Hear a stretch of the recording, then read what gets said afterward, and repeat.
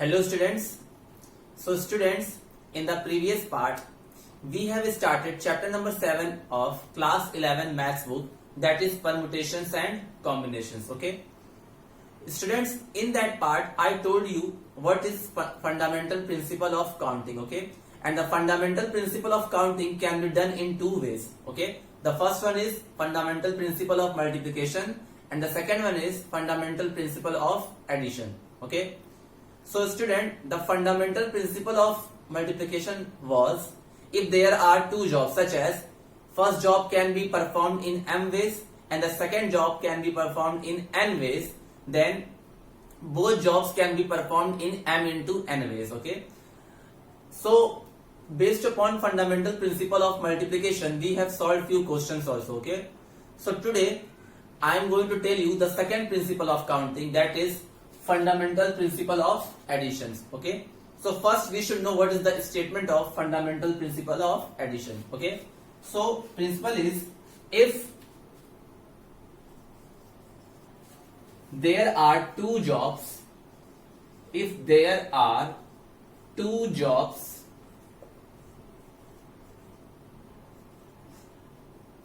such that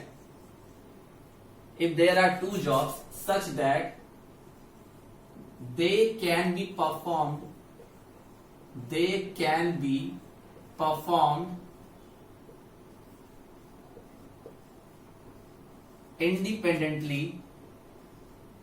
independently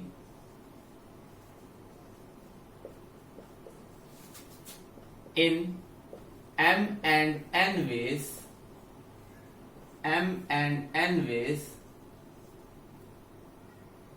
then either of the jobs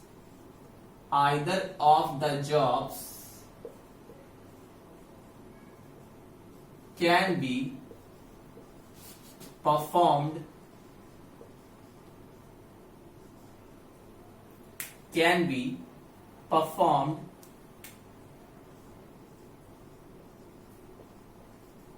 in m plus n ways. Okay, m plus n ways. Now student, what is the fundamental principle of addition? If there are two jobs such that they can be performed independently in m and n ways, then either of the jobs can be performed in m plus n ways. Okay.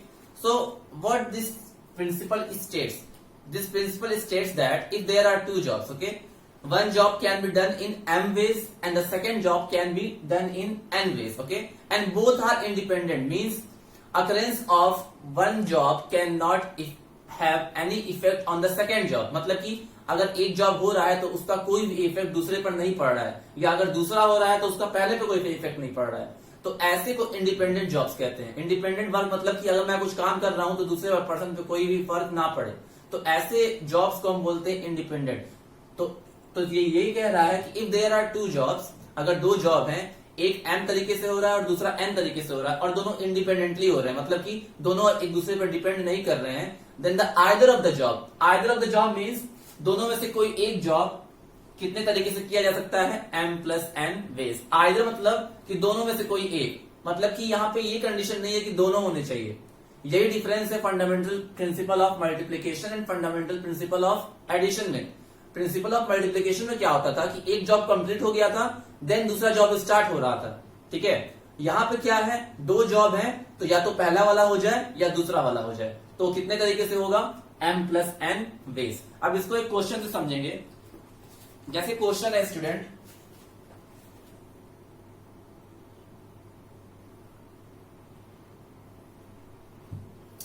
in a class, suppose there is a question, example it is, in a class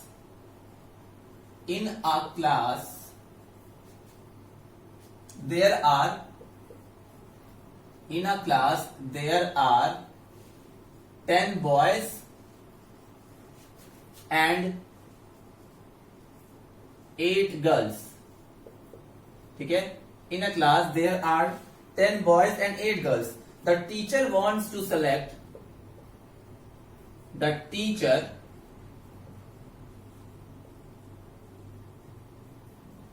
wants to select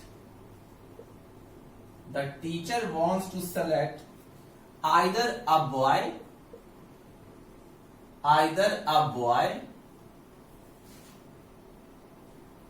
or a girl to represent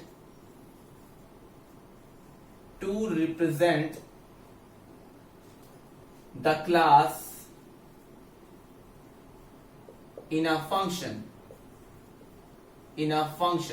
Okay, in how many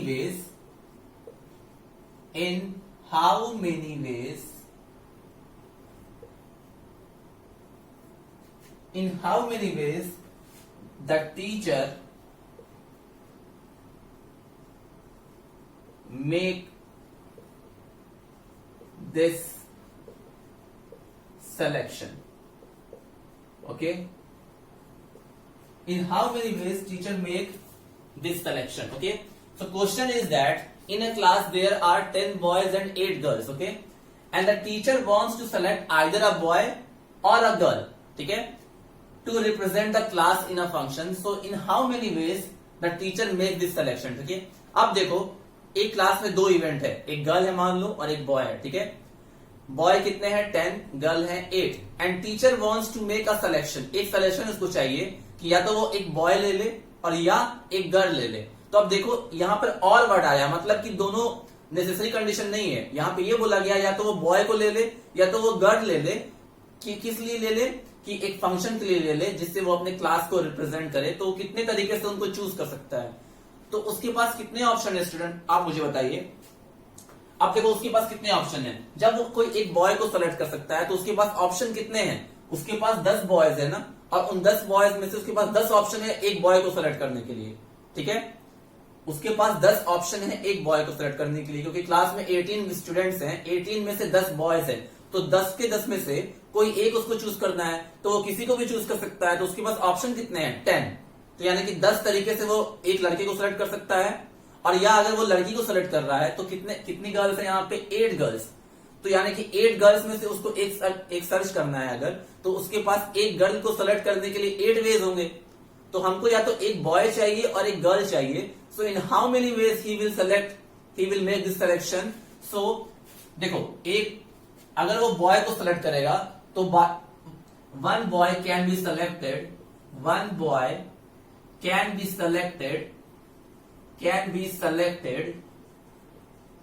in how many ways. कितने तरीके से select कर सकता है. 10 boys है तो 10 उसके पास option है, यानी कि इन 10 वेज.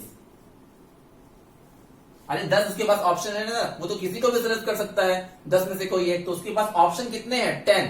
तो one boy can be selected in 10 ways and one girl can be selected in how many ways 8 ways. So हमको या तो एक गर्ल चूज करना है, यानी either of the boy and a girl. Either आया ना, मतलब कि दोनों में से कोई एक सेलेक्ट करना है. So number of ways to select a boy or a girl will be 10 plus 8, that is 18. मतलब कि उसके पास टोटल कितने ऑप्शन होंगे 18 तरीके से. या तो वो एक बॉय को सेलेक्ट कर ले या तो वो एक गर्ल को सेलेक्ट कर ले. ठीक है, तो यहाँ पे इंडिपेंडेंट इवेंट थे, मतलब कि ये नहीं था कि दोनों को सेलेक्ट ही करना है. यहाँ पे हमारे पास ऑप्शन था या तो वो एक बॉय को सेलेक्ट करे या तो वो एक गर्ल को सेलेक्ट करे. बॉय को सिलेक्ट कितने तरीके से कर सकता है, 10 बॉयज है तो 10 तरीके से सिलेक्ट कर सकता है. ऐसे ही एक गर्ल को सिलेक्ट करना है तो उसके पास ऑप्शन कितने हैं. हम ये देखते हैं जो वेज लिखा होता है कि m वेज या n वेज, वो हमारे पास ऑप्शन को बताता है कितने ऑप्शन है हमारे पास एक बॉय सेलेक्ट करने के लिए. तो एक बॉय सेलेक्ट करने के लिए 10 ऑप्शन है, तो एक बॉय कितने तरीके से सिलेक्ट हो जाएगा 10 तरीके से. वैसे ही एक गर्ल कितने तरीके से सिलेक्ट हो जाएगी 8 तरीके से. सो हमें या तो एक बॉय सेलेक्ट करना है या एक गर्ल सेलेक्ट करना है. तो number of ways to select a boy और a girl will be 10 plus से, दैट इज 18. अब ध्यान दो कहां पे लगाओगे, fundamental principle of multiplication and fundamental principle of counting. जब आपको दोनों डन करना ही दोनों वर्क करना ही करना होता है। फंडामेंटल प्रिंसिपल ऑफ मल्टीप्लिकेशन में क्या होता है कि एक हो जाए फिर दोबारा दूसरा स्टार्ट करते हैं हम लोग, ठीक है। एक को सेलेक्ट कर लिया फिर दूसरा को सेलेक्ट करते हैं, मतलब कि दोनों होने चाहिए, तो उस केस में मल्टीप्लाई होता है। और जब कहीं पर भी और वर्ड आ जाए कि या तो ये सेलेक्ट करो या ये सेलेक्ट करो, इसका ये मतलब होता है कि वहां पर हमको दोनों नंबर ऑफ वेज को ऐड करना है, 10 और प्लस 8 दैट इज 18। ओके, तो ये डिफरेंस है। फंडामेंटल प्रिंसिपल ऑफ मल्टीप्लिकेशन में दोनों जॉब होने चाहिए, एक के बाद एक सक्सेशन में होने चाहिए। और यहां पे क्या होता है कि या तो पहला हो जाए या दूसरा हो जाए, दोनों में से कोई एक हो जाए, ठीक है। तो ये डिफरेंस है fundamental principle of multiplication and fundamental principle of counting. उसमें होना ही होना चाहिए और इसमें क्या है, दोनों में से कोई एक भी हो जाए तो चल जाएगा, ठीक है। और पहचानने का तरीका, कहीं भी अगर आपको और वर्ड दिख जाए तो समझ लेना कि fundamental principle of addition use हो रहा है वहां पे, क्योंकि और ये बताता है कि या तो पहला हो जाए या तो दूसरा हो जाए, ठीक है। So these are the fundamental principle of counting, student. So now we will move to our exercise 7.1. Okay, so please note down it.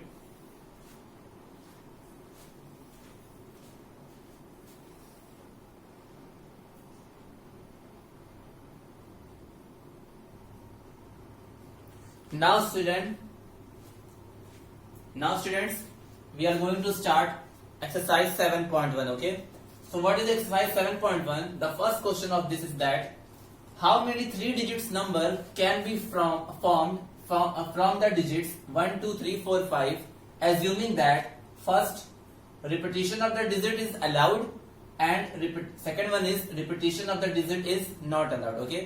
So student, in this question we have to form 3 digit number. So from the digits 1 to 5. Okay. And the first case is that repetition of the digit is allowed and the second one is repetition of the digit is not allowed. Okay, so we have to tell how many 3 digit number we can form with these digits. Okay, so now see solution. See,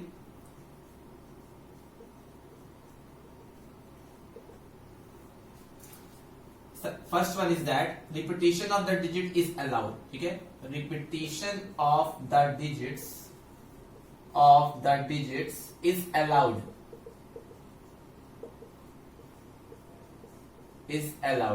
Now student, we have to make 3 digit number now. So what you do, you make three boxes. Okay, you make 3 boxes, 1, 2 and 3. ठीक है, and from which digits? From these digits means I have 5 digits. हमारे पास 5 digit है और उन 5 digit की मदद से हम लोगों को 3 डिजिट का नंबर बनाना है, ठीक है। तो how many number we can make it? So see, अगर हमें 3 डिजिट का नंबर बनाना है और पहले केस में repetition of the digit allowed है, मतलब कि अगर जो डिजिट हम यूज कर चुके हैं वो दोबारा ले सकते हैं हम लोग, ठीक है। तो मान लो कि मुझे 3 डिजिट का नंबर बनाना है तो मुझे प्लेस बाय प्लेस भरना होगा। तो मान लो मुझे 100 प्लेस भरना है, इसको बोलते हैं यूनिट प्लेस होगा, ये 10 प्लेस होगा और ये 100 प्लेस होगा, ठीक है। 3 डिजिट नंबर है, that's why I will make it 3 boxes. अगर 4 डिजिट का नंबर होता तो मैं 4 बॉक्स बनाता, 5 डिजिट का नंबर होता तो मैं 5 बॉक्स बनाता, ठीक है। तो मुझे इन 5 डिजिट की मदद से 3 डिजिट का नंबर बनाना है। तो मान लो मुझे पहले 100 प्लेस को भरना है। 100 प्लेस पे क्या क्या आ सकता है स्टूडेंट? 100 प्लेस पे 1 भी आ सकता है, 2 भी आ सकता है, 3 भी आ सकता है, 4 भी आ सकता है, 5 भी आ सकता है, ठीक है। पांचों में से कोई भी आ सकता है ना। तो इस प्लेस को कितने तरीके से फिल कर सकते हैं हम लोग? इस प्लेस को फिल करने के लिए हमारे पास कितने ऑप्शंस हैं? हमारे पास ये 5 डिजिट है ना, तो मतलब कि 5 ऑप्शन है। So that 100 place can be filled by 5 ways. Okay, इस 100 प्लेस को, ये हमारा 100 प्लेस होगा, ये 10s होगा और ये 1s होगा, क्योंकि हमने 3 डिजिट नंबर बनाना है। तो इस 100 प्लेस को मैं कितने तरीके से फिल कर सकता हूं? 5 तरीके से। तो 5 तरीके से फिल कर लिया। अब एक बात बताओ मुझे, जब 100 प्लेस को आपने फिल कर दिया होगा तो कोई ना कोई डिजिट तो यहां पर आ गया होगा ना, 1 2 5 में से कोई भी 5 डिजिट है तो 1 से 5 तक का कोई भी डिजिट मेरे पास यहां पर आ गया होगा, ठीक है। तो यानी कि वो डिजिट यूज हो चुका है। लेकिन इस पार्ट में ये कह रहा है कि repetition of the digit is allowed, मतलब कि जो डिजिट हम यूज कर चुके हैं वो हम फिर से यूज कर सकते हैं, ठीक है। मतलब कि वो डिजिट दोबारा ले सकते हैं। तो अगर दोबारा ले सकते हैं तो एक बात बताओ, अब मुझे 10s प्लेस को भरना है, 10s प्लेस को भरना है, तो अभी भी मेरे पास कितने ऑप्शन है? अभी भी मेरे पास कितने ऑप्शन है? भले ही मैंने एक डिजिट यूज कर लिया है इन सब में से यहाँ पर, ठीक है, लेकिन फिर भी मेरे पास अभी भी पूरे डिजिट है क्योंकि repetition of the digit is allowed. तो यानी कि 10th प्लेस को भी फिल करने के लिए हमारे पास कितने ऑप्शन हैं? 1 से लेकर 5 तक 5 ऑप्शन है, क्योंकि जब डिजिट्स को हम रिपीट कर सकते हैं तो अभी भी हमारे पास 5 डिजिट हैं और इन 5 डिजिट में से कोई भी डिजिट 10th प्लेस पे आ सकता है ना, या तो 1 आ जाए, या तो 2 आ जाए, या तो 3 आ जाए, या तो 4 आ जाए, या तो 5 आ जाए। तो यानी कि इस 10th प्लेस को भी फिल करने का 5 तरीका, ठीक है, एंड 1st प्लेस को भी फिल करने का 5 तरीका, क्योंकि अगेन अगर repetition of the digit is allowed तो सारे प्लेस को फिल करने के लिए हमारे पास कितने कितने तरीके हैं? 5 तरीके। अब कौन सा प्रिंसिपल लगाना है? कौन सा प्रिंसिपल लगाना है? फंडामेंटल प्रिंसिपल ऑफ मल्टीप्लिकेशन या फंडामेंटल प्रिंसिपल ऑफ एडिशन? तो एक बात बताओ, क्या ये सारे इवेंट एक दूसरे से इंडिपेंडेंट हैं? नहीं, ये सारे इवेंट एक दूसरे से इंडिपेंडेंट नहीं है। मतलब कि एक होगा तभी तो दूसरा फिल करोगे, दूसरा होगा तभी तो तीसरा फिल करोगे। तो मतलब कि ये कनेक्टेड है, क्योंकि आपको एक 3 डिजिट नंबर फॉर्म करना है और जब तक आप सारे डिजिट्स को फिल नहीं करोगे तब तक आपको 3 डिजिट नंबर मिलेगा नहीं। तो मतलब कि हमको सारी रिक्वायरमेंट पूरी करनी है, और अगर सारी रिक्वायरमेंट पूरी करनी है तो वहां पर फंडामेंटल प्रिंसिपल ऑफ मल्टीप्लिकेशन ही लगेगा। जैसे कि a job can be done in m ways, the second job can be done in n ways, then the third job can be done in p ways। तो जब तक आप इन सारे places को fill नहीं करोगे 3 डिजिट का नंबर तो मिलेगा नहीं। तो यानी कि ये इंडिपेंडेंट नहीं है, क्योंकि हमको जो चाहिए वो अगर हम ऐसा सोचते कि हमने एक को फिल कर दिया मेरा काम हो जाएगा, तो नहीं हो पाता हमारा काम, क्योंकि हमको और सारे प्लेसेस भी फिल करने थे। तो इसलिए यहाँ पे ये सारे इवेंट एक दूसरे से कनेक्टेड हैं, ठीक है। पहले एक पार्ट भरा जाएगा, फिर दूसरा, फिर तीसरा। और जब भी ऐसा होता है तो फंडामेंटल प्रिंसिपल ऑफ मल्टीप्लिकेशन लगाते हैं। तो अगर 100 प्लेस को 5 तरीके से भर सकते हैं, 10th प्लेस को 5 तरीके से, और 1st प्लेस को भी 5 तरीके से। सो number of 3 digit numbers, number of 3 digits number will be what? 5 into 5 into 5, यानी कि 125। मतलब कि टोटल कितने नंबर बना सकते हैं हम लोग इन डिजिट की मदद से? 125, ठीक है।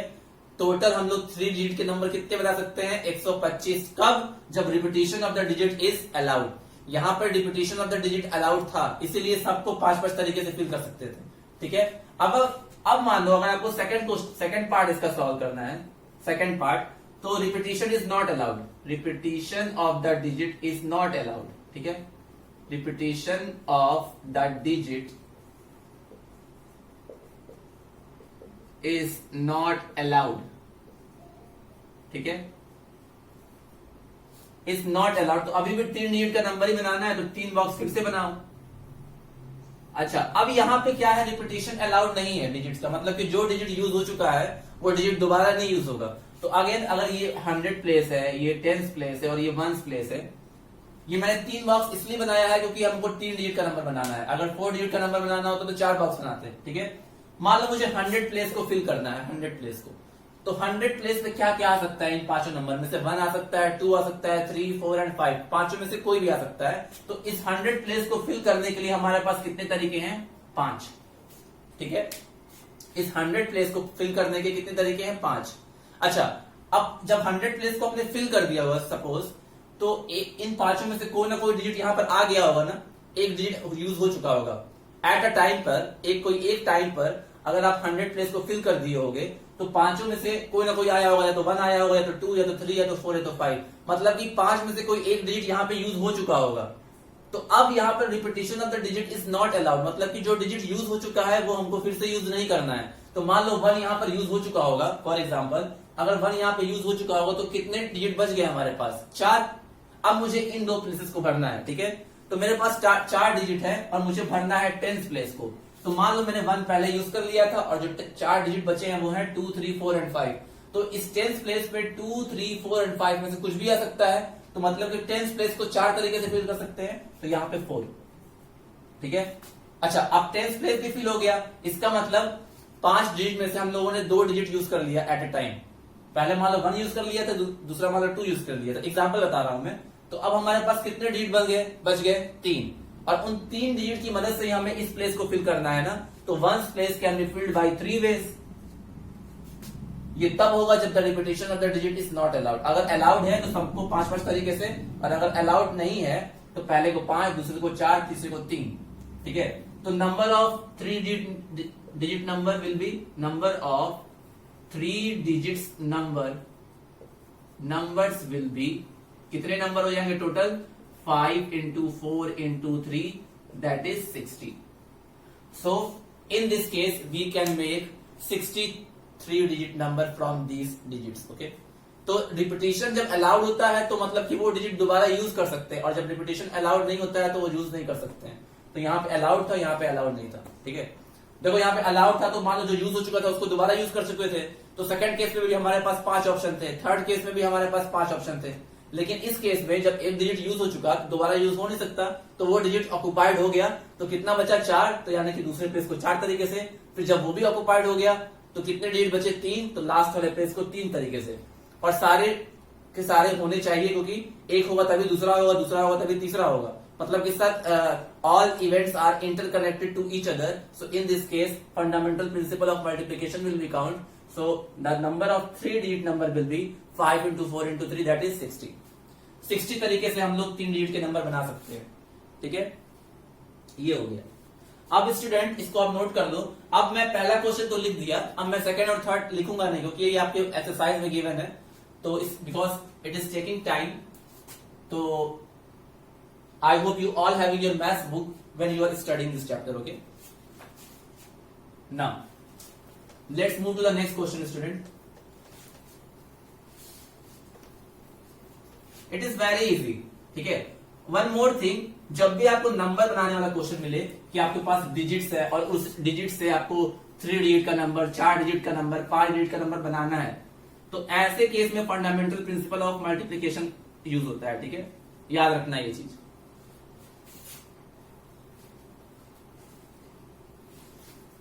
हम लोगों ने fundamental principle of multiplication 2 jobs के लिए पढ़ा था, 2 इवेंट्स के लिए पढ़ा था। हम लोग उसको n इवेंट्स के लिए पढ़ सकते हैं। अगर मान लो एक इवेंट ए तरीके से, दूसरा इवेंट बी तरीके से, तीसरा इवेंट सी तरीके से, एंड सो ऑन, तो number of ways they can be done in A into B into C and so on, ठीक है। Now second question is that student, the second question is how many 3 digit even number can be formed from the digits 1 2 3 4 5 6 if the digits can be repeated। अब देखो ऐसा same question मैंने आपको कराया था, ठीक है। सेम क्वेश्चन मैंने कराया था, तो देखो क्या है ये। हमारे पास डिजिट्स कौन कौन से हैं? हमारे पास डिजिट्स जो है वो है 1 2 3 4 5 एंड 6, ठीक है। ये सारे डिजिट्स है, and we have to make 3 digit even numbers. हमको ये बनाना है, we have to make 3 digits even number. और जबकि repetition of the digits is allowed, repetition of the digit is allowed, मतलब कि जो डिजिट यूज हो चुका है वो दोबारा यूज कर सकते हैं, ठीक है। तो चलो भाई सेम तरीका, हमको कितने डिजिट का नंबर बनाना है? 3 डिजिट का नंबर। तो मान लो मैंने 3 डिजिट का एक बॉक्स बनाया, ठीक है। ये 100 प्लेस है, ये 10 प्लेस है और ये 1 प्लेस है, ठीक है। अब देखो ध्यान से, अब हमें 3 डिजिट का नंबर बनाना है, मतलब कि 3 डिजिट होने चाहिए उसमें, ठीक है। अच्छा, 3 डिजिट का इवन नंबर बनाना है। अच्छा, कोई भी नंबर इवन कब होता है स्टूडेंट? जब उसके यूनिट प्लेस पे या तो 0 आए या कोई इवन नंबर आए, ठीक है। I am telling again, any number can be even when its unit place can B 0 और एनी इवन नंबर। तो मतलब कि या तो 1 प्लेस में 0 रहे और या तो कोई इवन नंबर रहे। तो जितने डिजिट हमको दिया गया है वो कितने डिजिट दिया गया है? 1 से लेकर 6 तक, ठीक है। मतलब कि इसमें तो 0 है नहीं, तो मतलब हमको वो नंबर चूज करना है इसमें से जो इवन हो, ठीक है। तो इन 6 नंबर में से इवन कौन कौन सा है? 2 है, 4 है, 6 है। मतलब कि अगर यूनिट प्लेस पे 2 4 6 आए तब वो नंबर इवन होगा, ठीक है। तो एक बात बताओ मुझे, मैंने बोला 3 डिजिट का नंबर बनाना है, तो 3 डिजिट का बॉक्स बना लिया आपने, 1s 10s एंड 100। हमें इवन नंबर भी चाहिए उसके साथ, मतलब कि जो 3 डिजिट का नंबर बनाया वो इवन भी होना चाहिए। तो इवन होने के लिए उसके यूनिट प्लेस पे या तो कोई इवन नंबर हो या 0 हो। 0 तो है नहीं, तो हम लोग इवन नंबर देखेंगे। और इवन नंबर में कौन कौन से नंबर है हमारे पास? 2 4 एंड 6। तो इस 1s प्लेस को कितने तरीके से फिल कर सकते हैं हम लोग? 1s प्लेस में या तो 2 आ सकता है, वंस प्लेस पे या तो 4 आ सकता है, वंस प्लेस पे या तो 6 आ सकता है। तो ये वंस प्लेस कितने तरीके से यूज हो सकता है? 3 तरीके से, ठीक है। इसको हम लोग कितने तरीके से फिल कर सकते हैं? 3 तरीके से फिल कर सकते हैं हम लोग, ठीक है। तो यहाँ पे 2, 4, 6 में से कोई भी आ सकता है। So that's why ones place can be filled with by 3 ways, okay. तो मान लो मैंने इसको फिल कर दिया, वंस प्लेस को फिल कर दिया, ठीक है। तो इन सब में से कोई ना कोई नंबर यहाँ पे यूज आ चुका होगा एट अ टाइम पर, कोई एक टाइम पर इन तीनों में से कोई एक नंबर यहाँ यूज हो चुका होगा, ठीक है। तो अब बचे कितने हमारे पास नंबर? 5। 6 डिजिट दिए हुए थे।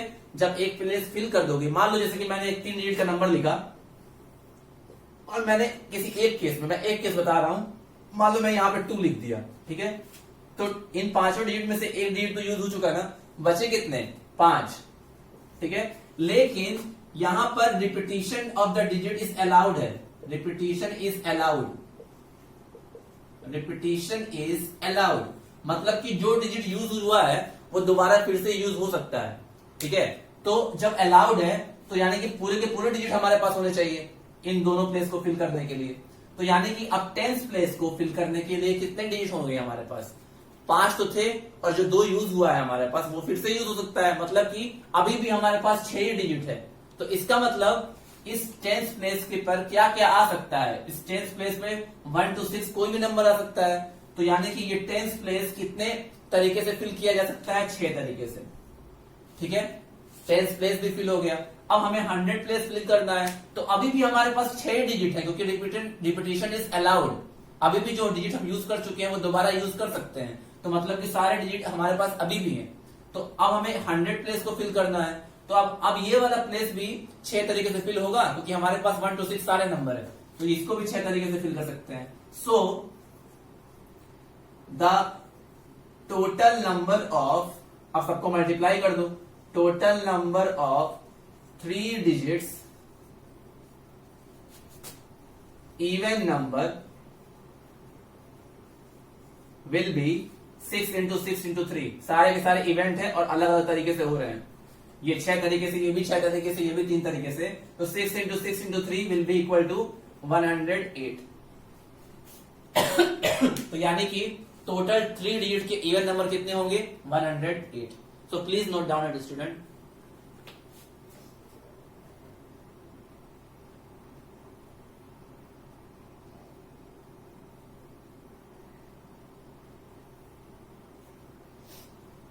Please note down it.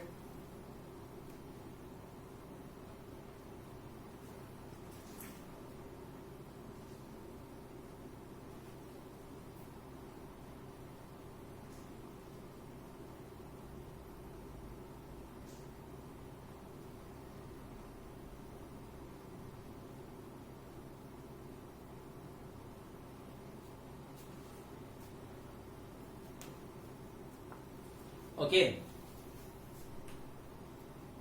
Do fast.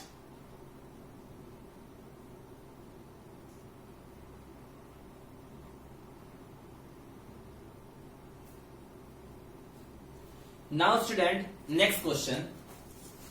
Again, it is also very simple question.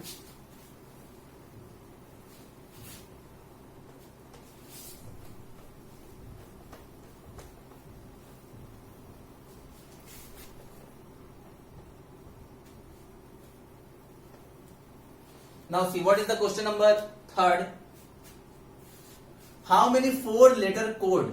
How many 4-letter code can be formed using the first 10 letter of the English alphabet if no letter can be repeated? Okay, if no letter can be repeated. So very simple question again. We have to make, in this question, we have to make 4-letter code from first 10 English alphabet, first 10 English alphabet, ठीक है। जैसे कि आपको 4 digit का number बनाना था, 3 digit का, वैसे ही 4 digit का कोड बनाना है, 4 लेटर का कोड। तो मान लो मुझे 4 लेटर का जो कोड बनाना है तो मैं 4 बॉक्सेस बनाऊंगा, ठीक है, 4 बॉक्सेस, ठीक है। और किससे बनाना है? इंग्लिश अल्फाबेट के फर्स्ट 10 लेटर से बनाना है। अगर और ऐसे बनाना है कि कोई भी लेटर एक बार यूज हो चुका हो तो दोबारा यूज ना हो, ठीक है। तो मान लो मुझे 4 लेटर का कोड बनाना है, 4 लेटर होने चाहिए उसमें। तो और किससे बनाना है, इंग्लिश अल्फाबेट के 10 फर्स्ट 10, ठीक है। तो यानी कि ए से लेकर जे तक 10 ही होगा ना, जे का प्लेस कितना होता है 10। तो ए से लेकर जे तक जितने भी अल्फाबेट है इनकी मदद से बनाना है, और जो अल्फाबेट एक बार यूज हो चुका है वो दोबारा नहीं यूज होगा, ठीक है। तो मान लो मुझे इस प्लेस को पहले फिल करना है, इसके पहले प्लेस को फिल करना है, ठीक है। 4 लेटर होगा ना इसमें, 1 2 3 4। अब मुझे इस प्लेस को फिल करना है, तो हमारे पास कितने अल्फाबेट हैं, 10। कहां से कहां तक, ए से लेकर जे तक, A B C D E F G H I J, A से लेकर जे तक, यानी कि 10 अल्फाबेट हैं। तो इस प्लेस को कोई भी प्लेस लोगे आप, मान लो पहली बार में, तो इस प्लेस को कितने तरीके से फिल कर सकते हैं। इस प्लेस पे ए भी आ सकता है, बी भी आ सकता है, C D E F G H I J तक में से कोई भी आ सकता है। तो ये प्लेस कितने तरीके से फिल हो सकता है, 10, ठीक है। 10 तरीके से फिल हो सकता है, मतलब कि ए से लेकर जे तक इसमें कोई भी आ सकता है, ठीक है। अब जब हमको सेकंड मान लो इसका लेटर फिल करना होगा, तो हमको जो लेटर हमने यूज कर लिया है वो लेटर दोबारा नहीं यूज करना है। मतलब कि पहले हमारे पास 10 अल्फाबेट थे, और जब एक प्लेस को फिल कर दिया आप, तो एक अल्फाबेट तो यूज हो चुका था, अब कितने बच गए अल्फाबेट, 9। तो यानी कि सेकंड प्लेस को 9 तरीके से फिल कर सकते हैं, ठीक है। अच्छा, जब सेकंड प्लेस भी फिल हो गया, तो टोटल हमारे पास कितने अल्फाबेट थे, 10। उन 10 में से एक आ गया फर्स्ट प्लेस पे, एक आ गया सेकंड प्लेस पे, तो यानी कि 8 बचे। तो उन 8 अल्फाबेट से हम लोग इन दोनों प्लेसेस को फिल कर सकते हैं। तो अगर ये प्लेस फिल करना हो तो कितने तरीके से फिल हो पाएगा, 8 तरीके से, और दूसरा 7 तरीके से, ठीक है। क्योंकि 10 में से एट ए टाइम तो कोई 4 ही यूज होंगे ना, 10 में से एट ए टाइम तो कोई 4 ही यूज होंगे।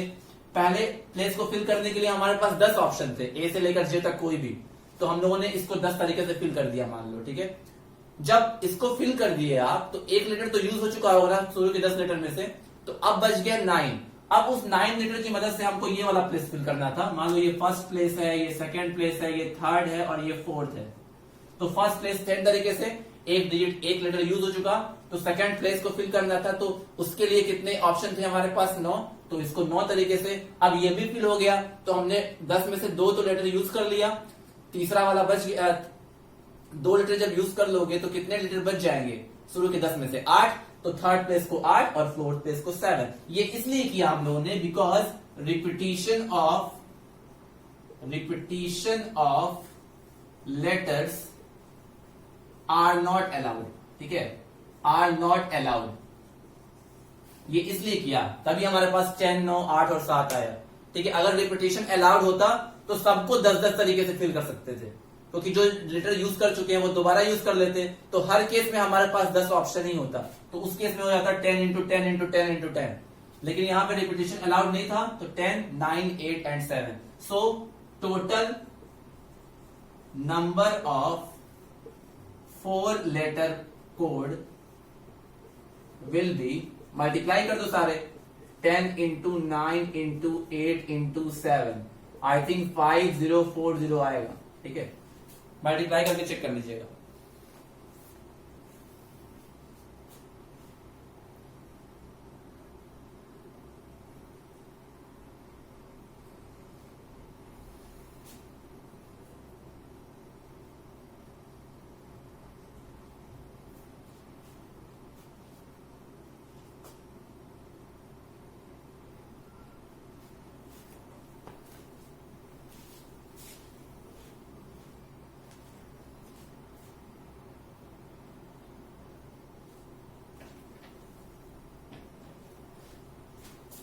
Now student, next question. Today we have to finish this exercise. Okay.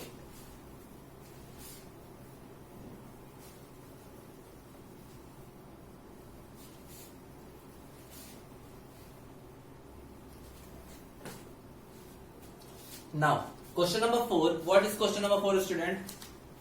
Question number 4 is, how many 5-digit telephone numbers can be constructed using the digits 0 to 9, ठीक है, if each number start with 67 and no digits appear more than once, okay. So मतलब कि हमें we have to make 5-digit telephone number, ठीक है, we have to make 5 digit telephone number, ठीक है, from the digits 0 to 9, ठीक है। और इसके साथ एक कंडीशन भी है कि हर नंबर किससे स्टार्ट होना चाहिए, 67 से स्टार्ट होना चाहिए, मतलब कि हर नंबर के स्टार्टिंग में 6 और 7 आना चाहिए और कोई भी डिजिट दोबारा यूज नहीं होना चाहिए। No digit appear more than once, okay. तो ऐसे कितने टेलीफोन नंबर हम लोग 5 डिजिट के बना सकते हैं। तो मान लो कि हमको बनाना है 5 डिजिट का टेलीफोन नंबर, तो 5 बॉक्स बना लेते हैं, 1 2 3 4 एंड 5, ठीक है। अब क्वेश्चन में दिया है each number should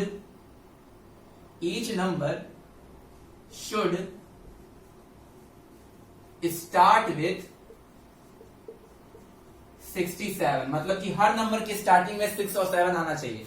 तो अब 5 डिजिट का नंबर बनाना है। मान लो ये फर्स्ट प्लेस है, फर्स्ट प्लेस, ये सेकेंड प्लेस, ये थर्ड प्लेस, ये फोर्थ प्लेस एंड ये फिफ्थ प्लेस, ठीक है।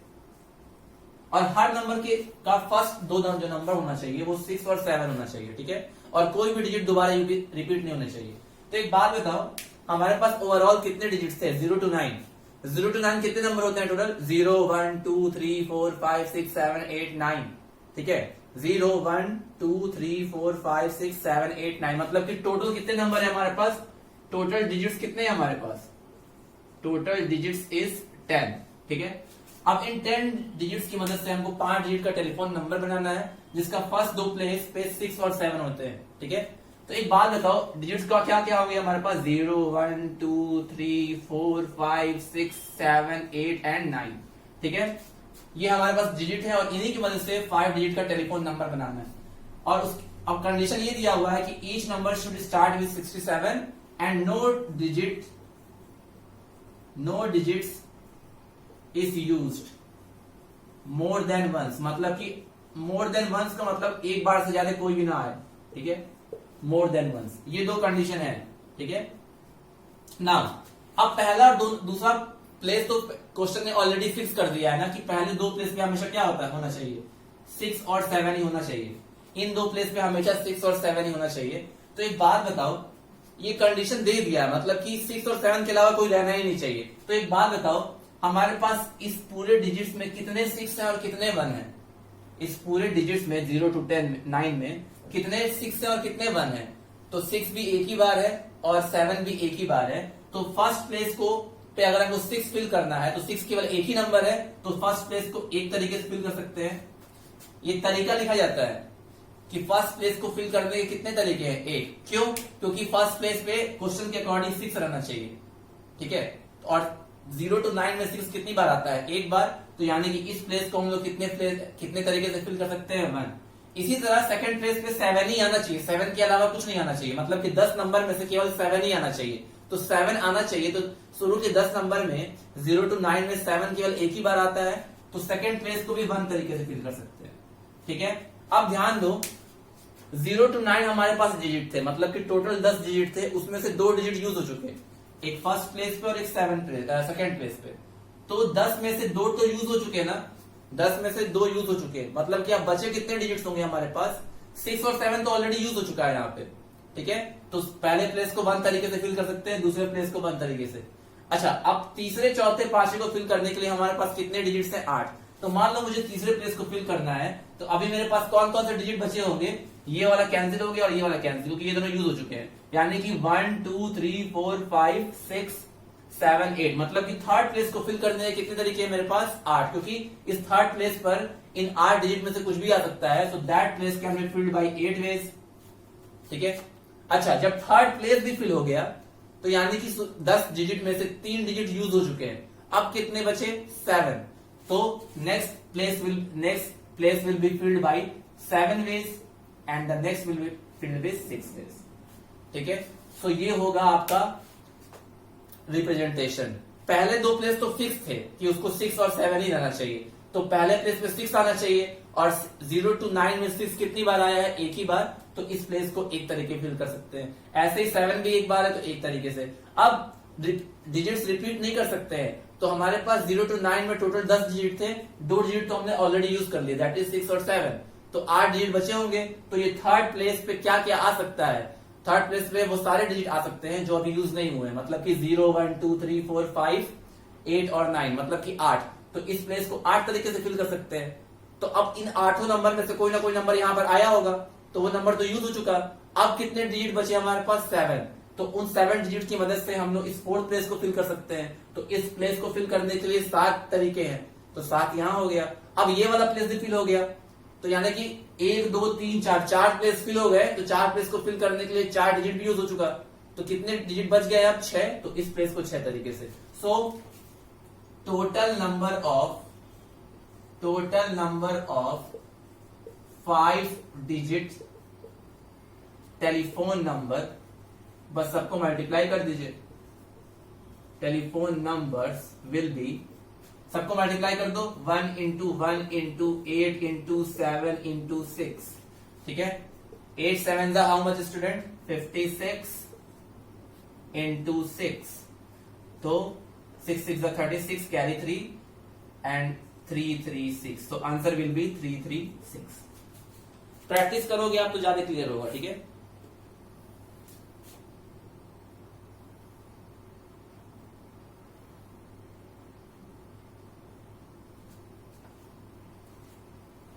Please note down it. One more question I will tell you, and the next question will be your homework. Okay? So I hope you have understood.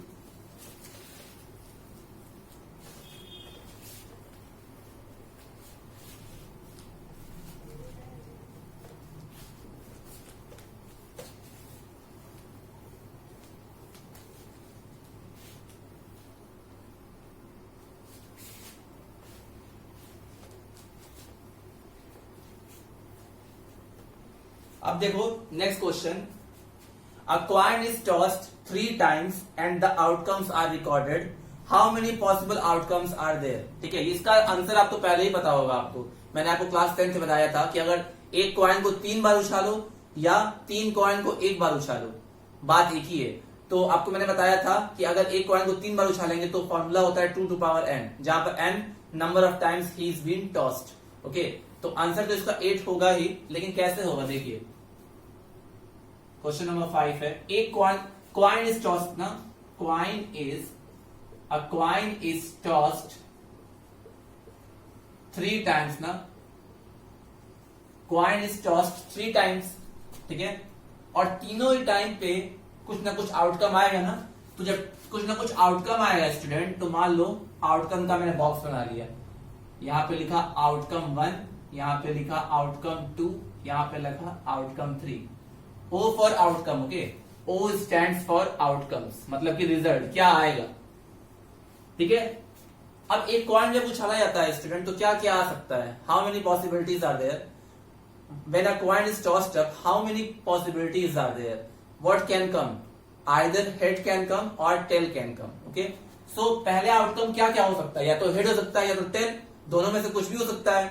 तो पहले outcome आने की possibility कितनी है, या तो हेड आए या तो टेल आए, दोनों हेड भी आ सकता है टेल भी आ सकता है। तो मतलब कि पहला वाला आउटकम की 2 पॉसिबिलिटी है, यानी कि इसके दो तरीके हैं इसके रिजल्ट आने के, या तो हेड आए या टेल आए।